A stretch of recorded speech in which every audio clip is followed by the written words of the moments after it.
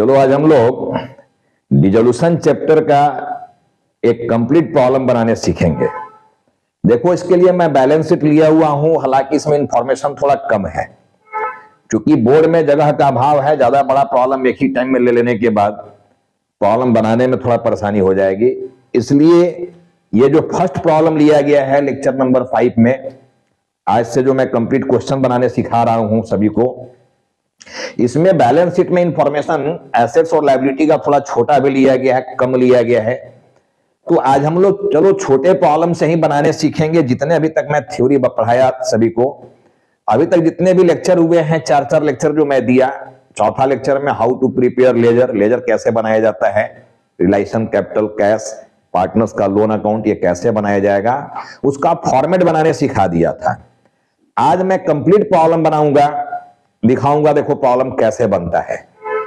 Problem छोटा ही है but आगे जो भी बड़े प्रॉब्लम्स आएंगे उसका प्रोसेस यही रहने वाला है। प्रोसेस कोई अलग नहीं होगा, प्रोसेस यही रहने वाला है। देखो जैसे ये प्रॉब्लम बनेगा वैसे ही बड़े प्रॉब्लम भी बनेंगे, केवल उसमें कुछ इंफॉर्मेशन ज्यादा रहेंगे, कुछ स्पेशल एडजस्टमेंट रहेंगे, उस एडजस्टमेंट का ट्रीटमेंट सीख जाओगे तो प्रॉब्लम जैसे ही बना रहे हो वैसे ही बन जाना है प्रॉब्लम होगी।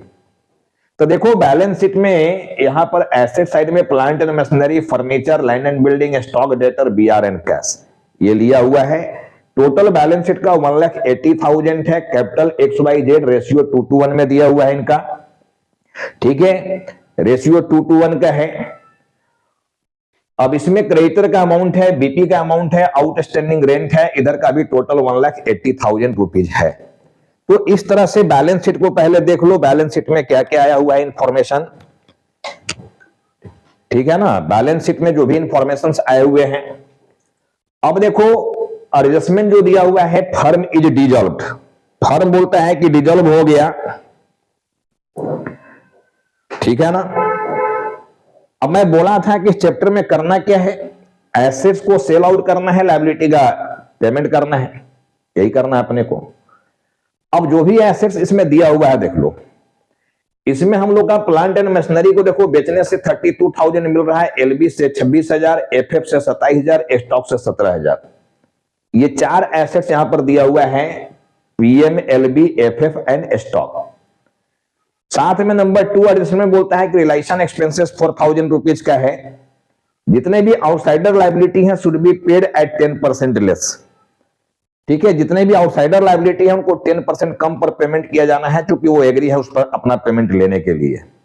लेकिन एडजस्टमेंट नंबर 4 में बोलता है कि BR is taken by X rupees 7,000, BR जो है वो 7,000 रुपया में एक्स के द्वारा ले लिया गया है।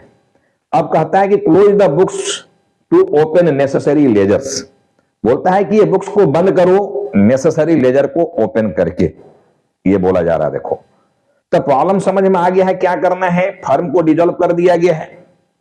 अब देखो फटाफट हम लोग प्रॉब्लम को बनाते हैं। प्रॉब्लम बनाने के लिए बेटे करना क्या है, सबसे पहले जो जो लेजर इसमें बनता है वो सारा लेजर का फॉर्मेट बना लेना है एक साथ। जनरली क्या करते हैं लोग यहां पर कि पहले रिलेशन अकाउंट बनाओ, देन कैपिटल अकाउंट बनाओ, देन कैश बनाओ। ऐसा मैं नहीं कराता हूं, मैं एक साथ जितने लेजर बनने वाले हैं सबको एक साथ बनाऊंगा, जिससे मेरा गलती होने की संभावना नहीं के बराबर और प्रॉब्लम भी फास्ट बनेगा। देखो अब चलो हम लोग आते हैं प्रॉब्लम कैसे बनेगा। आज छोटा प्रॉब्लम ही सही, जो मैं टेक्निक और ट्रिक सिखा रहा हूं उसको पकड़ने की प्रयास करो, जब बड़ा प्रॉब्लम बनाएंगे काम यही आने वाला है। अब समझो प्रॉब्लम कैसे बनेगा। एडजस्टमेंट को अभी नहीं पढ़ना है, एडजस्टमेंट से हमारा कोई लेना देना भी नहीं है। सबसे पहले मैं बोला था कि balance sheet must be up to date, that is correct balance sheet. Balance sheet का होना जरूरी है, वो भी up to date balance sheet होना चाहिए। देखो अप टू डेट है, करेक्ट है, दोनों साइड टैली रही है। फिर स्टेप 2 में मैं बोला था कि close the items of balance sheet, balance sheet के आइटम को बंद करो। तो पहले हम लोग बैलेंस शीट के आइटम को बेटे बंद करेंगे। जो भी लेजर यहां बनाए हुए हो उस लेजर में ये सारे इंफॉर्मेशन को भेजकर हम लोग बैलेंस शीट को पहले कंप्लीट बंद कर देंगे। उसके बाद ही हम लोग एडिशनल इंफॉर्मेशन पर जाएंगे, एडजस्टमेंट को पढ़ेंगे। तो चलो हम लोग बैलेंस शीट को बंद करते हैं। पहले एक साइड बंद करना है। देखो चाहे एसेट साइड को बंद करो या लायबिलिटी साइड को, पहले एक साइड बंद करो। कहां कहां वो जा रहा है, किस किस लेजर में जाकर बंद होगा, एक साइड पहले लेजर को बंद करते हैं हम लोग। देखो हम लोग एसेट साइड को बंद करते हैं। मैं बोला था तीन तरह के एसेट्स होते हैं, realisable, realised and non realisable. सारे बच्चे जो भी देख रहे हो वीडियो को, क्लास को, देखो तो इसमें नॉन रियलाइजेबल एसेट्स है क्या एसेट साइड में? पहले पहचान लेना है देखो एसेट्स को कि कौन कौन से इसमें रियलाइजेबल हैं, कौन कौन से रियलाइज्ड हैं और कौन कौन से नॉन रियलाइजेबल हैं। तो खुद ही देख लो बैलेंस शीट में इसमें नॉन रियलाइजेबल कहीं कुछ दिख रहा है क्या? नॉन रियलाइजेबल के अंदर एक्सपेंसेस, लॉसेस आते हैं जो कि यहां नहीं है, that is non realisable assets यहां नहीं दिया हुआ है। अब बताओ इसमें रियलाइज्ड एसेट्स कौन कौन सा है? मैं बोला था कि रियलाइज्ड के अंदर सिर्फ दो आता है एसेट्स, कैश एंड बैंक। तो देखो यहां पर कैश दिया हुआ है, तो कैश हमारा रियलाइज्ड एसेट्स हो गया। देखो ये जो कैश है ये रियलाइज्ड एसेट्स हो गया 55,000 रुपीज का। तो बाकी जितने एसेट्स यहां पर बचे हुए हैं, देखो यहां से लेकर यहां तक के जो भी एसेट्स बचे हुए हैं अब ये सब के सब रियलाइजेबल एसेट्स हैं। अब रियलाइजेबल एसेट्स को कहां भेजा जाता है? रियलाइजेशन अकाउंट के डेबिट में। कहां भेजा जाएगा? रियलाइजेशन अकाउंट के डेबिट में। देखो ये लेजर हाफ पेज से ज्यादा ले लेना, रियलाइजेशन अकाउंट थोड़ा बड़ा बनता है, हाफ पेज से ज्यादा जगह लगेगा। प्रॉब्लम जब दो तीन बना लोगे तो आइडिया हो जाता है कि किस लेजर के लिए कितना स्पेस लेना चाहिए। हाफ पेज से ज्यादा जगह लोगे वहां उसके नीचे कैपिटल या कैश बना लेना, ठीक है। सेकेंड पेज में जाकर बाकी लेजर बनाएंगे हम लोग। तो प्रॉब्लम जब दो तीन बना लोगे तो पता चलने लगेगा कि किस लेजर के लिए कितना स्पेस लिया जाए, कितना जगह लिया जाए।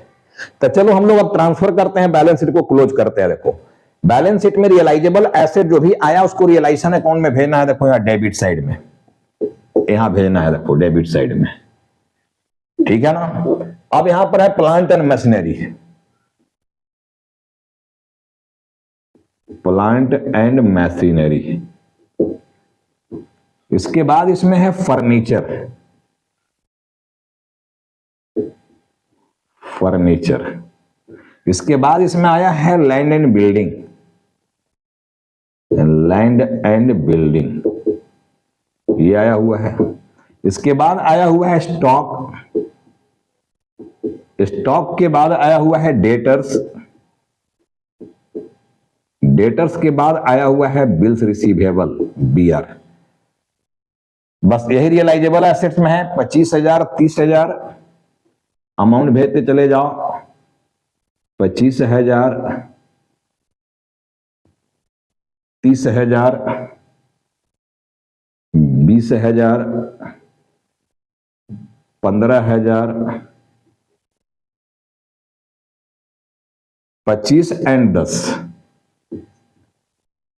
25,000, 10,000। चलो हम लोग BR तक के इंफॉर्मेशन को भेज दिया। एक साइड पूरा बंद कर देना है, छोड़ना किसी भी एसेट्स को नहीं है। जब एसेट साइड को टच किए हो तब पूरे एसेट्स को जहां जहां भेजना है वहां भेज के बंद कर देंगे। तो देखो रियलाइजेबल एसेट्स हम लोग भेज दिए, यहां से लेकर यहां तक का काम समाप्त हो गया। अब केवल बच गया कैश 55,000, और कैश के लिए देखो कैश का लेजर बना हुआ है। तो हम लोग कैश में भेजेंगे, देखो to balance BD, to balance BD 55,000 यहां भेज दिए। अब देखो पूरा एसेट साइड क्लोज हो गया। कितना सिंपल चीज है, देखो कितनी आसानी से हमारा बैलेंस शीट का इंफॉर्मेशन चला गया, कोई भी एडजस्टमेंट नहीं पड़ेंगे हम। पहले मेरा काम है बैलेंस शीट को बंद करना। अब देखो मैं लायबिलिटी साइड में जा रहा हूं, सबसे पहले कैपिटल दिख रहा है, और कैपिटल के यहां पर कैपिटल अकाउंट बनाए हुए हो तो हम लोग यहां पर लिखेंगे बाई बैलेंस BD, ये लिखेंगे। क्योंकि क्रेडिट का इंफॉर्मेशन जहां जाएगा वो क्रेडिट में जाना है, ये मैं समझाया था।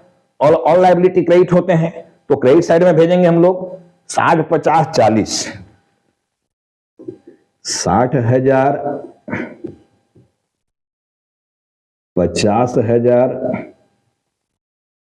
एंड 40,000, 40,000 ये भेज दिए। देखो 40,000। कैपिटल के बाद देखो इसमें क्या पड़ा हुआ है, क्रेडिटर्स है, BP है, आउटस्टैंडिंग है। चार तरह की लायबिलिटी की बात मैं किया था। देखो तो इसमें कोई सेमी इनसाइडर लायबिलिटी है क्या? क्योंकि कैपिटल तो इनसाइडर लायबिलिटी है, तो कैपिटल को तो हम लोग कैपिटल अकाउंट में भेज दिए। इसमें कोई सेमी इनसाइडर लायबिलिटी है क्या? सेमी इनसाइडर में पार्टनर्स का लोन आता है यहां पर कोई पार्टनर्स का लोन नहीं है सर, ठीक है। देखो नॉन पेबल लायबिलिटी इसमें है क्या? कोई नॉन पेबल लायबिलिटी में कोई रिजर्व आते हैं, फंड आते हैं। देखो कोई रिजर्व फंड है क्या यहां पर? तो नहीं है नॉन पेबल लायबिलिटी सर। तो जब नॉन पेबल लायबिलिटी है ये नहीं है, सेमी इनसाइडर है ये नहीं है, तो जो बच गया वो सब के सब कौन है? आउटसाइडर लायबिलिटी है। सीधा सा कहानी है। जो बचे हुए यहां पर इंफॉर्मेशन हैं, देखो ये तीन इंफॉर्मेशन जो देख रहे हो, ये तीनों के तीनों आउटसाइडर लायबिलिटी हैं।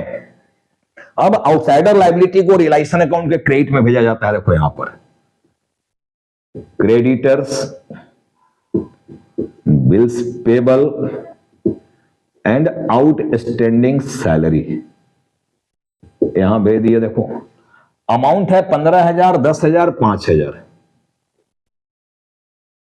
15,000, 10,000 एंड 5,000 भेज दिए। देखो यहां क्लियर हो गया। अब देखो ये बैलेंस शीट कंप्लीट बंद हो गया मेरा, कोई भी इंफॉर्मेशन नहीं बचा, ये सब चला गया, ये सब चला गया। देखो बंद हो गया। तो सबसे पहला काम क्या करना है बेटे, इसमें बैलेंस शीट को क्लोज कर देना है। जितने भी बैलेंस शीट के इंफॉर्मेशन है इसको लेजर में भेजकर, जहां जहां जाने वाला है ये इंफॉर्मेशन वहां भेजकर पहला काम है बैलेंस शीट को बंद कर देना। अब मैं आ रहा हूं देखो एडजस्टमेंट पर। अब ध्यान से समझना, एडजस्टमेंट का प्रभाव दो जगह पड़ता है। ठीक है, कैसे दो जगह पड़ेगा, हम एक एडजस्टमेंट का एंट्री करके यहां बता दे रहे हैं कि एडजस्टमेंट का प्रभाव दो जगह पड़ रहा है कि नहीं पड़ रहा। देखो अब करना क्या है, इस एसेट्स को सेल करना है हम लोगों को, यही मैं समझाया था, और इधर के लायबिलिटी का पेमेंट करना है। लेकिन मैं बोला था कि जितना भी यहां एसेट्स देख रहे हो, इन सबके साथ कुछ ना कुछ होना चाहिए। कुछ ना कुछ होना चाहिए का मतलब या तो कोई पार्टनर इसको लेगा या हम लोग बेचेंगे। ठीक है, पार्टनर लेगा तो एडजस्टमेंट में बोला रहेगा। देखो एडजस्टमेंट में बोला हुआ, एडजस्टमेंट नंबर 4 में बोला है कि BR is taken by X ₹7,000। यानी ये जो BR है इसको X ले लिया है। कौन ले लिया है? X 7,000 में। तो इसको छोड़कर बाकी जितने भी एसेट्स देख रहे हो, यहां से लेकर यहां तक जो एसेट्स देख रहे हो, ये सबको हम लोग सेल कर देंगे। तो सेल करने के लिए यहां पर लिखोगे बाई कैश फ्रॉम डैश। देखो plant and machinery, land and building, furniture, देखो इसके बाद furniture and fixtures, land and building, stock and debtors. देखो जी अब ये सारा नाम लिख लिया। तो एकदम देखो कितना सिंपल है बनाना प्रॉब्लम जी, एकदम सिंपल है। देखो एकदम सिंपल है, बस प्रोसेस को समझो क्या करना है। इधर उधर दाएं बाएं मत भागना, प्रोसेस समझना देखना। अब चूंकि मैं एडजस्टमेंट यहां टच कर चुका हूं, देखो एडजस्टमेंट में आ गया हूं मैं। एडजस्टमेंट में क्लियर बोलता है कि BR को X लिया, तो बाकी जितने एसेट्स हैं सबको बेच देना है। तो बेचना है तो नाम लिख दिया देखो पहले। अब रहा बात कितने में बेचे हो, तो मैं बोला था कि सेल वैल्यू एसेट्स का दिया रह भी सकता है और नहीं भी। अगर सेल वैल्यू दिया हुआ है तो उस वैल्यू को लिखो। देखो यहां सेल वैल्यू दिया हुआ है 4 एसेट्स का, तो वो लिखेंगे। जिसका नहीं दिया हुआ है बुक वैल्यू, देखो इधर वाला जो वैल्यू है उसी में हम लोग सेल मान लेंगे। तो यहां पर बोलता है कि PM को 32,000 32,000 में बेचे हो, LB को 26,000 कह रहा है 26,000 में बेचे हो, फर्नीचर को 27,000 में बेचे हो 27,000 ये बेचे हो। इसी तरह स्टॉक को 17,000 में बेचे हो 17,000। लेकिन बच गया डेटर। अब देखो बेटे डेटर का इसमें कहीं भी सेल वैल्यू नहीं दिया हुआ है, तो जो डेटर की वैल्यू यहां दिख रहा है 25,000, उसी में सेल मान लिया जाएगा। तो 25,000 रुपया देखो हम लोग यहां पर ले रहे हैं डेटर का। चलो अब यहां पर हम लोग 3 0 7 2 9 9 6 15 15 5 20 और 7 27 के साथ 2 और 3 5 और 2 7 2 9 1 10 और 2 12। देखो 1,27,000 रुपया यहां पर दिख रहा है, 1,27,000। अब ध्यान से समझना, ठीक है, ध्यान से समझना क्या हो रहा है। देखो मैं बोला कि एडजस्टमेंट जब टच करोगी तो उसका प्रभाव 2 जगह जाने वाला है, एक जगह नहीं। यही ध्यान रखना है। देखना जब सेल किए हो तो मैं सेल की एंट्री सिखाया था कि जब एसेट्स को सेल करोगे तो cash account debit to realisation account, to realisation account. जब एसेट्स को सेल करेंगे तो सेल की entry cash account debit to realisation account. अब जब रियलाइजेशन के लेजर हम लोग बना रहे हैं तो देखो रियलाइजेशन क्रेडिट में है, तो हम लोग भी क्रेडिट में देखो उल्टा नाम लिखे हैं बाई कैश। लेकिन यहां कैश तुम्हारा डेबिट में आया है तो कैश का लेजर हम लोग यहां बना रहे हैं कि नहीं बना रहे हैं? तो कैश के डेबिट में टू रियलाइजेशन यहां जाएगा या नहीं जाएगा? सारे बच्चे बोलोगे सर जाएगा। ठीक है, तो मैं अब जर्नल नहीं करूंगा, मैं अब सीधा सीधा टेक्निक समझा रहा हूं। देखो मैं पहले ही बोल दिया हूं कि एक लेजर से दूसरे लेजर में जाना हो तो उल्टा जाना है। क्रेडिट वाला डेबिट में भेजना है और डेबिट वाला क्रेडिट में भेज देना है। वेरी सिंपल, ठीक है ना।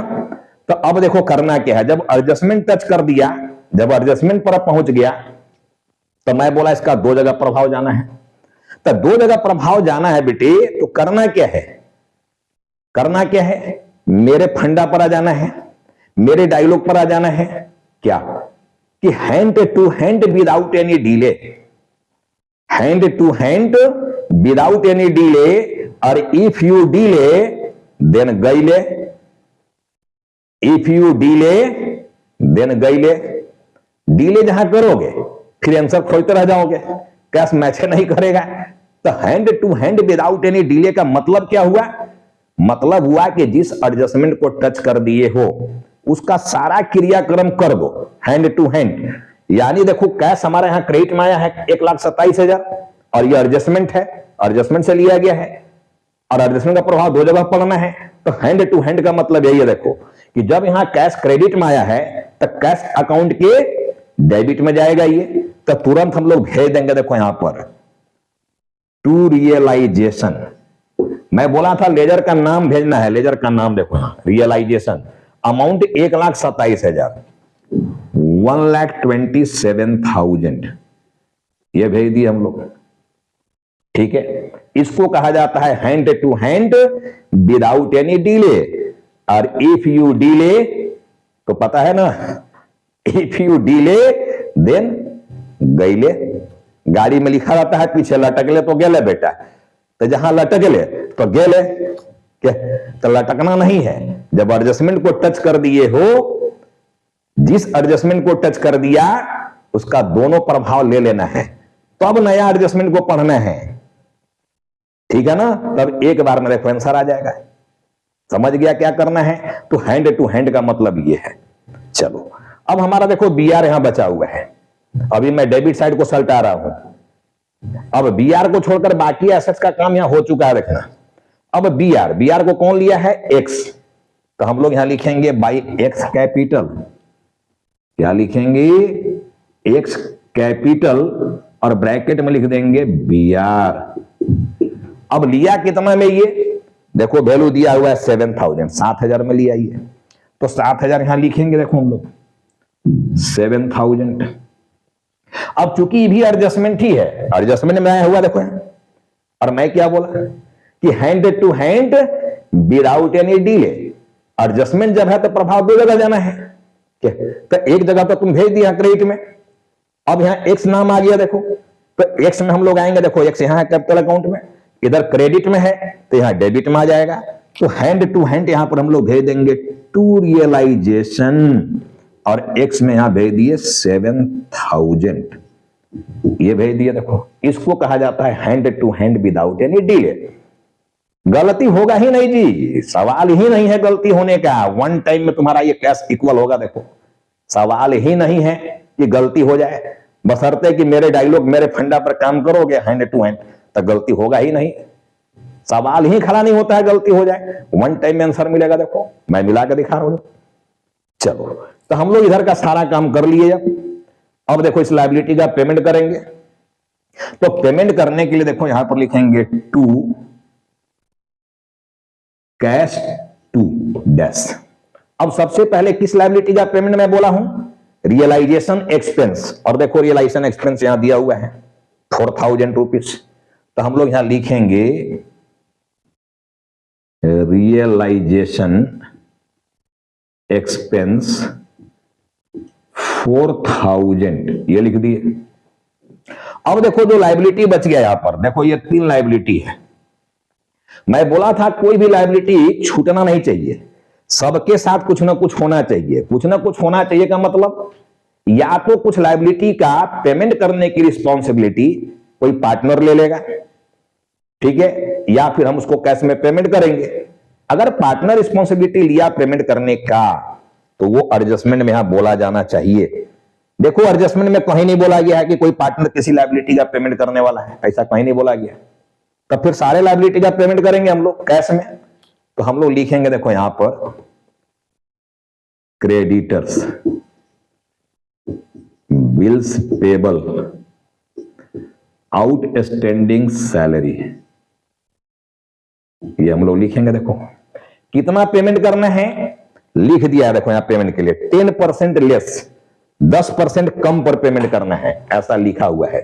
तो 10% कम करोगे, देखो क्रेडिटर 15,000 है, 15,000 का 10% होता है 1,500, तब 15,000 में 1,500 माइनस कर देगा तो बचा कितना 13,500, 13,500 ये पेमेंट हुआ। देखो अब देखो बीपी 10,000 है, 10,000 का 10% होता है 1,000, निकाल के देख लेना, 10,000 का 10% हुआ 1,000, तो 10,000 में 1,000 माइनस कर दो तो बीपी का पेमेंट कितना पर चला गया है 9,000, 90,000 में मान गया जी, जितना में वो मान गया उतना दे देना हम लोग को। अब देखो आउटस्टैंडिंग सैलरी 5,000 है, 5,000 का 10% 500 होता है 500, अब 500 उसमें माइनस कर दोगे तो हो गया 4,500, ये हो गया। देखो अब सारा लायबिलिटी का भी पेमेंट हो गया मेरा, अब इसको ऐड कर लो, देख लो। अब हो गया 13 और 10 23 और 3 26 और 1 27 और 4 31,000, 31,000 ये हुआ। देखो फिर से मिला लो, 00 5 5 10 1 और 4 5 और 3 8 8 16 17 17 और 4 21 1 हासिल 2 और 1 3 31,000। अब देखो ये एडजस्टमेंट है, फिर वही फंडा, hand to hand without any delay, hand to hand without any delay. अब यहां कैश आया डेबिट में, तब कैश अकाउंट के क्रेडिट में उल्टा जाना है, दो जगह प्रभाव पड़ना है देखना। तो हम लोग फट से यहां भेजेंगे बाय रियलाइजेशन, बाय रियलाइजेशन 31,000 भेज दिए, हो गया हैंड टू हैंड। देखो छोड़ना नहीं है, नहीं तो भूल जाओगे, फिर मिलबे नहीं करेगा, खोजते रह जाओगे, ढूंढते रह जाओगे, ठीक है। तो वो गलती नहीं करना है, हैंड टू हैंड पर चलना है, hand to hand without any डी, ये चल रहा है, ठीक है ना। अब मेरा सारा काम हो चुका, देखो सारा एडजस्टमेंट का काम हो गया, कुछ भी नहीं बचा हुआ है। अब हम लोग इस लेजर को बंद कर रहे हैं, देखो इस लेजर को हम लोग अब बंद कर रहे हैं। जिधर का अमाउंट ज्यादा है पहले उसको जोड़ना है। देखो 15 10 25 5 30 30 और 7 37, ठीक है ना, 37 10 47 10 57 3 60 4 64, 1,64,000 देखना इधर आ रहा है। फिर से जोड़ लो, 3 0 5 5 10 और 7 17 17 और 3 20 और 4 24 के 4 हासिल 2 और 1 3 1 4 4 और 2 6 के 6 हासिल तो है नहीं 1, 1,64,000। इधर का टोटल निकाल के देख लो, 3 0 5 5 10 5 15 और 1 16, 1 और 2 3 और 3 6 और 2 8 और 1 9 और 2 11 और 1 12 और 3 15, 1,56,000। यानी उधर का ही टोटल ज्यादा है, देखो 1,64,000 यहां पर आ रहा है, 1,64,000। यहां भी आना चाहिए 1,64,000, ठीक है ना। तो 56 और 4 60 और 4 64, 8,000 का यहां पर डिफरेंस है, देखो 8,000 का ये डिफरेंस है। इसी डिफरेंस को बोला जाएगा प्रॉफिट, और यही प्रॉफिट हम लोग एक्स में, वाई में, जेड में बांट देंगे। रेशियो दिया हुआ है तुम्हारा 2:1, ये रेशियो दिया हुआ है। देखो फिर से एक बार जोड़ लो, 3 0 5 5 10 5 15 15 1 16 16 4 20 और 4 24 के 4 2 और 2 4 3 7 2 9 1 10 और 2 12 1 13 और 3 16, करेक्ट है देखो मेरे हिसाब से। तो ये 8,000 रुपए का प्रॉफिट आ गया रियलाइजेशन अकाउंट से। अब इसको 2:1 की रेशियो में बांट देना है। अब 2:1 की रेशियो में जब इसको बांटोगे 8,000 को इंटू 2/5, तो देखो ये आ रहा है 3,200 एंड 1,600। देखो ये लेजर कंप्लीट हो गया। ठीक है ना। अब फिर वही hand to hand without any delay. अब देखो यहां पार्टनर का नाम डेबिट में आ गया, तो जब ये डेबिट में आ गया तो हम लोग इधर क्रेडिट में आएंगे। देखो यहां लिखेंगे बाय रियलाइजेशन। बाय रियलाइजेशन ये प्रॉफिट है, देखना 3200 एंड 1600। चलो एक लेजर तो मेरा बंद हो गया। अब हम लोग कैपिटल को बंद कर रहे हैं। देखो ये कैपिटल को हम लोग बंद करेंगे। अब चलो क्रेडिट का ही अमाउंट सबका ज्यादा है, देखो 63,200, यहां आ गया 53,200 और इधर आ गया 41,600। चलो जी 41,600, इधर आ गया 53,200 और इधर आ गया 63,200। ठीक है ना। अब देखो यहां पर तो ये 53,200 ही रह गया, यहां पर 41,600 हो गया, बाकी 63,000 में 3,000 घटा दिया 60 और 4 और घटा दिया 56,200।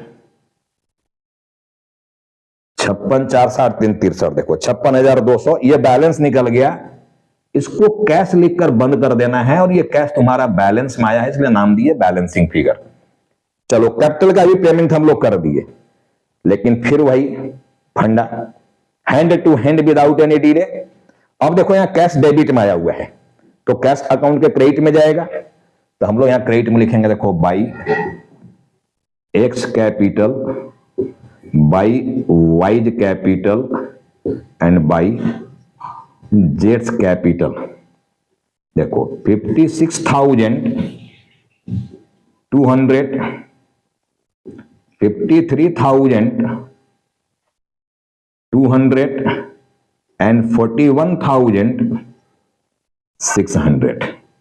अब सारा काम हो गया। देखो ये हमारा कैश बच गया है, कैश का टोटल करके देखो ये इक्वल हो जाना चाहिए।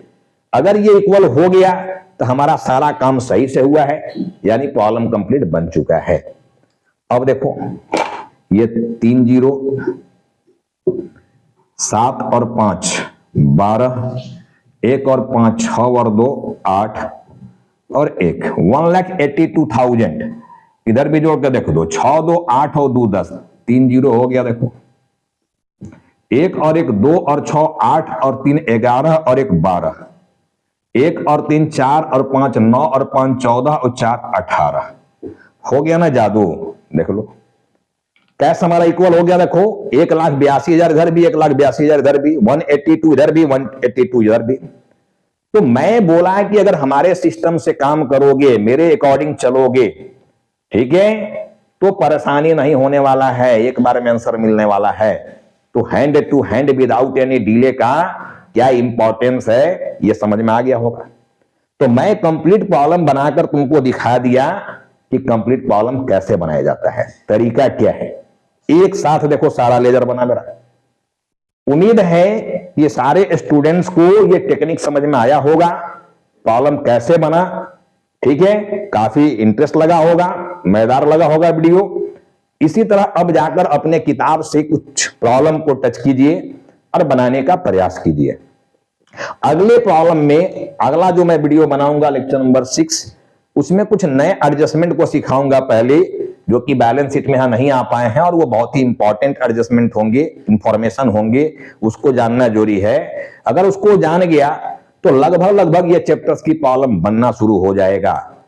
जिस किताब से बनाओगे वहां से प्रॉब्लम बनना शुरू हो जाएगा, बनेगा ही बनेगा, इसमें कोई डाउट नहीं है।